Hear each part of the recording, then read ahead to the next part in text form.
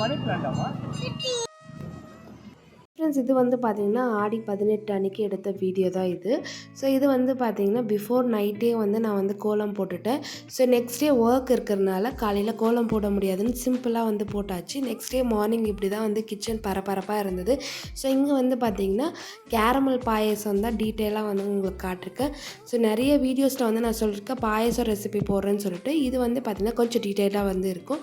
இதுக்கு வந்து பார்த்திங்கன்னா ஒரு 6லேருந்து 7 டேபிள் ஸ்பூன் வந்து சுகர் வந்து நல்லா மெல்ட் பண்ணிக்கோங்க. நல்லா கோல்டன் ப்ரௌன் கலர் வந்து சேஞ்ச் ஆகணும். சேஞ்ச் ஆனதுக்கப்புறமா என்னோடய அட்வைஸ் வந்து பார்த்திங்கன்னா அடுப்பை ஆஃப் பண்ணிவிட்டு அதுக்கப்புறம் கொஞ்சம் கொஞ்சமாக வாட்டர் சேர்த்துட்டு நம்ம அந்த கேரமல் பண்ணி வச்சுருந்த சுகரை வந்து நல்லா மெல்ட் பண்ணி எடுத்துக்கோங்க.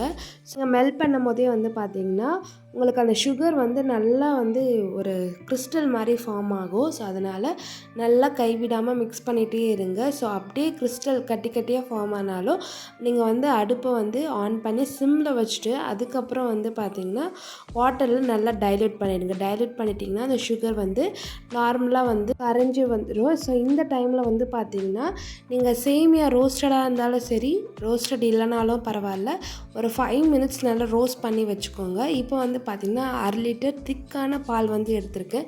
ஸோ மில்க் ஆட் பண்ணி நல்லா அந்த சுகர் சிரப்போடு நல்லா வந்து மிக்ஸ் பண்ணி விடுங்க. மிக்ஸ் பண்ணதுக்கப்புறமா நம்ம ரோஸ்ட் பண்ணி வச்சுருந்து சேமியாவை ஆட் பண்ணிடலாம். இந்த பாயசம் வந்து பார்த்திங்கன்னா full and full rich and க்ரீமியாக இருக்கும். ஸோ அதனால் ஃபுல் அண்ட் ஃபுல் வந்து மில்கில் பண்ணுறோம். இப்போ வந்து சேமியாவை ஆட் பண்ணிட்டு நல்லா கைவிடாமல் ஒரு 2 மினிட்ஸ் நல்லா மிக்ஸ் பண்ணுங்கள். எப்போவுமே சேமியா ஆட் பண்ணிவிட்டு அப்படியே அடுப்பில் சிம்மில் விட்டிங்கன்னா சேமியா வந்து அங்கங்கே கட்டி கட்டியாக ஃபார்ம் ஆகிடும்.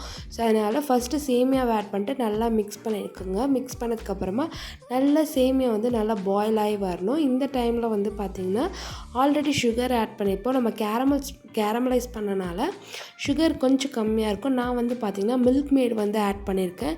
ஸோ மில்க் மேட் வந்து பார்த்திங்கன்னா இன்னும் பாயசத்துக்கு ரிச் அண்ட் டேஸ்டியாக வந்து இருக்கும். ஸோ மில்க் மேட் இல்லைனாலும் பரவாயில்ல, சுகர் வந்து ஆட் பண்ணி நல்லா வந்து கொதிக்க விடுங்க. சேமியா கொதிச்சதுக்கப்புறம் தான் இந்த சுகரை கண்டென்ஸ் மில்க்கை வந்து ஆட் பண்ணோம். ஸோ இப்போ வந்து நல்லா அந்த சுகர் மெல்ட் ஆகட்டும். மெல்ட் ஆனதுக்கப்புறமா ஒரு 3 ஏலக்காவை நல்லா தட்டி அதில் வந்து ஆட் பண்ணிடலாம். ஸோ தட் ஃப்ளேவர் வந்து இன்னும் என்ஹான்ஸ் பண்ணணும் நம்மளுக்கு. நான் வந்து பார்த்திங்கன்னா மோஸ்ட்டாக பாயசத்துக்கு வந்து முந்திரி மட்டும் தான் யூஸ் பண்ணுவேன், திராட்சை யூஸ் பண்ண மாட்டேன். திராட்சை போடும்போது நம்மளோட பாயசம் என்னமோ கொஞ்சம் புளிக்கிற மாதிரி இருக்கும். எனக்கு அந்த ஃப்ளேவர் பிடிக்காதுன்றனால நெய்யில் வந்து பார்த்திங்கன்னா முந்திரி மட்டும் நல்லா வறுத்து அதுக்கப்புறம் ஆட் பண்ணியாச்சு. சூப்பர் அண்ட் சிம்பிளான caramel payasam. Once in a while நீங்கள் வந்து ட்ரை பண்ணி பாருங்கள். ரொம்ப ரிச் அண்ட் க்ரீமியாக வந்து இருக்கும். அந்த கலரே வந்து பார்த்திங்கன்னா நல்லா கோல்டன் ப்ரௌன் கலரில் அந்த பாயாசம் இருக்கும். டேஸ்ட் பண்ணும்போது அவ்வளோ சூப்பராக இருக்கும். இன்றைக்கி பாயசம் டேஸ்ட் பண்ணிவிட்டு இந்த பாயசத்துக்கு வந்து ஒரு 2-3 பேர் அடிக்டட்னே சொல்லலாம், அவ்வளோ சூப்பராக இருந்துச்சுன்னு சொன்னாங்க. ஸோ அன்றைக்கி மெனு வந்து பார்த்திங்கன்னா நார்மலாக வந்து வடை, பாயாசம், முருங்கைக்காய் சாம்பார், உருளைக்கிழங்கு பொரியல், வாழைக்காய் பொரியல், வடை தான் வந்து பண்ணியிருந்தேன். ஸோ அன்றைக்கி வந்து அப்படியே கிச்சன் கவுண்டர் டாப்பை வந்து க்ளீன் பண்ணிவிட்டேன்.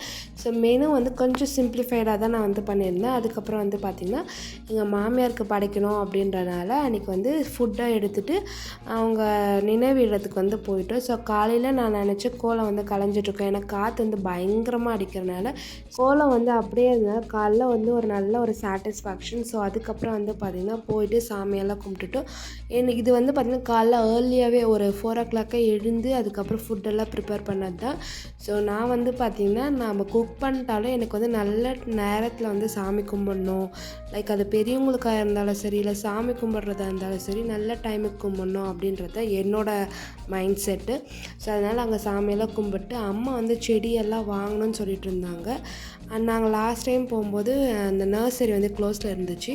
அதனால் இன்றைக்கி வந்து அதே வேலை தானே போகிறோம் அப்படின்னு சொல்லிட்டு அங்கேருந்து நர்சரிக்கு போனால் நர்சரியில் செடி இல்லைன்னு சொல்லிட்டு, ஸோ நானுமே இன்டோர் பிளான்ட் வாங்கணும்னு நினச்சிட்டே இருந்தேன். ஸோ அங்கே போய் 1-2 இன்டோர் பிளான்ட் வந்து நானும் வாங்கிட்டேன். ஸோ இங்கே வந்து பார்த்திங்கன்னா ஒரு சில விஷயத்த வந்து நான் ஷேர் பண்ணணும்னு நினைக்கிறேன். வயநாடு இன்சிடெண்ட்டை பற்றி தான் நான் வந்து பேச போகிறேன். எதுவும் ஸ்பெசிஃபிக்காக நான் வந்து டிஸ்கிரைப் பண்ண போகிறதில்ல. எல்லாருமே வந்து நியூஸை பார்த்துட்ருப்பீங்க. ஸோ பார்க்காதவங்களுக்கு இந்த வீடியோவில் மூலிமா வந்து நான் ஒரு சில விஷயத்தெல்லாம் வந்து ஷேர் பண்ணணும்னு நினைக்கிறேன். நான் வந்து ரொம்ப ஃபெல்ட் லைக் லிட்ரலாக வந்து இந்த ஸ்டோரியெல்லாம் கேட்டு நான் அழுதுட்டேன். ஸோ நிறைய பேருக்கு வந்து அந்த பிஹைண்ட் த ஃபோட்டோக்கு நடந்த ஒரு சீன் வந்து தெரியவே தெரியல.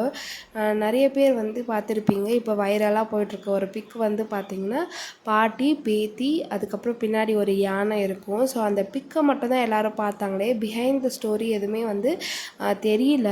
ஏன்னா என் ஃப்ரெண்டுக்கிட்ட வந்து நான் ஷேர் பண்ணும்போது அவங்களுக்கு அந்த ஸ்டோரியே தெரியல. பட் நிறைய பேர் அந்த மாதிரி இருக்கிறாங்க. ஸோ அவங்களுக்காக இந்த வீடியோ பார்க்கும்போதாச்சும் அந்த ஸ்டோரி வந்து நான் சொல்கிறேன். என்ன அப்படின்னு வந்து பார்த்திங்கன்னா, பாட்டியும் பேத்தியும் வந்து பார்த்திங்கன்னா அந்த நிலச்சரிவில் இருக்கும்போது எப்படியாச்சும் பாட்டி வந்து பேத்தியை காப்பாற்றிடணும் அப்படின்னு சொல்லிட்டு அவங்க ஃப்ளட்லெல்லாம் தாண்டி பேத்தியை வந்து ஒரு ஃபாரஸ்ட் கொண்டு வராங்க. கொண்டு வரும்போது யானை வந்து வந்துடுது. ஸோ வந்துட்டதுக்கப்புறம் என் பாட்டி வந்து கையெடுத்து கும்பிட்றாங்க, எங்களை எதுவும் பண்ணிடாத, நாங்கள் இவ்வளோ வந்து சுச்சுவேஷன்ஸை தாண்டி வந்திருக்கோம் அப்படின்னு சொல்லி டிஸ்கிரைப் பண்ணுறாங்க யானைக்கிட்ட. யானை வந்து லிட்ரலாக அழுதுடுச்சா, பட் இது ட்ரூவாக இல்லையான்றது எனக்கு தெரியல. யானை வந்து அழுதுடுச்சு. அதுக்கப்புறம் வந்து பார்த்தீங்கன்னா பாட்டியும் பேத்தியும் ரெஸ்கியூ பண்ண வர வரையுமே அந்த 3 யானைகள் வந்து காவலாக இருந்துச்சான். ஸோ நிஜமாகவே சொல்கிறேன், ஒரு 5 அறிவு இருக்கிற யானையே வந்து பார்த்திங்கன்னா மனுஷனோட சுச்சுவேஷன்ஸை வந்து புரிஞ்சுக்குது. அவங்களுக்கு வந்து ஹெல்ப்ஃபுல்லாக இருக்கணும்னு தோணுச்சு பார்த்தீங்களா. ஸோ வந்து நிஜமாகவே இப்படியெல்லாம் இருக்கிறாங்க. நீங்கள் ஒரு 5 அறிவு இருக்கிற யானையே இப்படி இருக்குது. பீப்புளாக நாம் வந்து நான் வந்து ஒரே ஒரு விஷயத்தை தான் இங்கே வந்து நான் மென்ஷன் பண்ணணும்னு விரும்புகிறேன். லைஃப் வந்து பார்த்திங்கன்னா ரொம்ப ஷார்ட் டைம் ஆஃப் பீரியட். இன்றைக்கி என்ன நடக்குன்றதை யாருமே அசப்ஷன் பண்ணவே முடியாது. ஸோ முடிஞ்ச அளவுக்கு அடுத்தவங்க சந்தோஷமாக வச்சுக்கிறத விட அடுத்தவங்களை ஹர்ட் பண்ணாமல் இருந்தாவே போதும். நிறைய இன்சிடென்ட்ஸ் அந்த மாதிரி சொல்லிகிட்டே போகலாம். ஹேஷ்டேக் கூட க்ரியேட் பண்ணியிருக்காங்க, சேவ் அர்ஜுன் சொல்லிட்டு.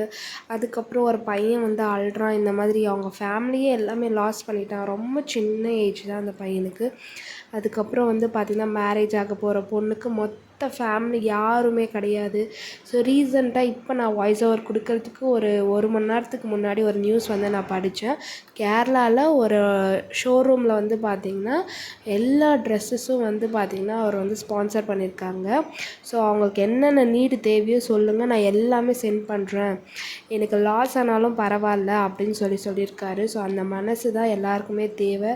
முடிஞ்ச அளவுக்கு ஹெல்ப் பண்ணுங்கள், ஹாப்பியாக இருங்க. லைஃப்பில் வந்து பார்த்திங்கன்னா நம்மளுக்கு கஷ்டம் இருக்குதுன்றதை தாண்டி ஒரு நாள் இல்லை ஒரு நாள் நம்ம வந்து ஹாப்பியாக இருக்க போகிறோம் அப்படின்னு நினச்சிக்கோங்க. லைஃப்பில் எல்லாமே கடவுள் நம்மளுக்கு கொடுத்துட்டாங்கன்னா நம்ம எதை நோக்கி ஓட போகிறோன்றதே தெரியாது. அதனால தான் காட் எல்லாமே வந்து பிளான் பண்ணி வச்சுருப்பாரு.